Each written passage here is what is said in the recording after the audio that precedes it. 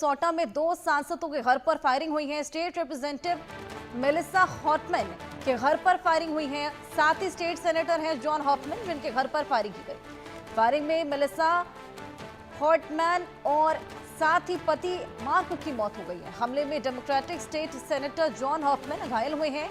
John Hoffmann की पत्नी Yvette भी गोली लगने से घायल हुई है। पुलिसकर्मी के भेष में ये शूटर आया था और 2 सांसदों के घर पर आप देखिए किस तरीके से गोलियां बरसाई हैं।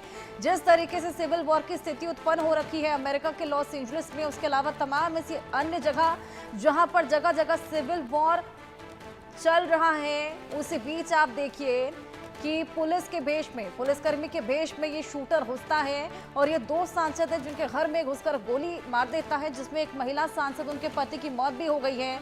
हालांकि एक महिला सांसद और उनके पति फिलहाल गंभीर रूप से जख्मी हैं। स्टेट रिप्रेजेंटेटिव मेलिसा हॉटमैन के घर पर पहले तो फायरिंग देखी गई, जहां पर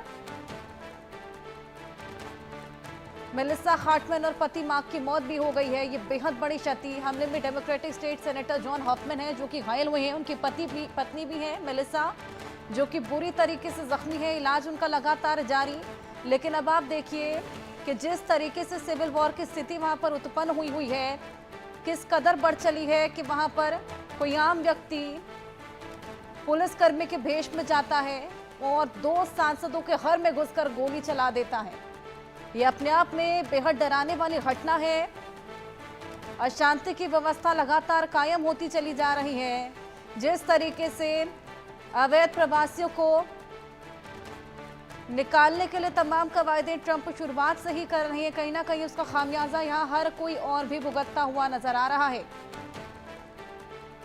हालांकि क्या ये जो हमला था ये एक्चुअल में इस पूरे सिविल वॉर से ही लिंक्ड है, इसको लेकर लगातार जांच पड़ताल की जा रही है, या एक्चुअल मोटिव कुछ और था, कुछ और ही वजह थी, ये फिलहाल जांच पड़ताल के बाद निकलकर सामने आएगा। लेकिन अमेरिका में ये 2 सांसद जिनके घर में घुसकर उनको गोली मारी गई है, वो भी पुलिसमैन के भेष में, ये व्यक्ति वहां पर घुसता है और दोनों ही सांसदों के घर पर फायरिंग कर देता है, जिसमें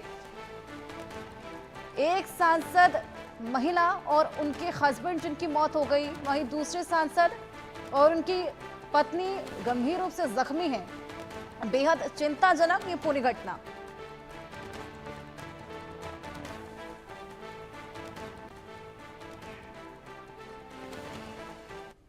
अब बात करेंगे मौत के उन 10 सेकंडों की।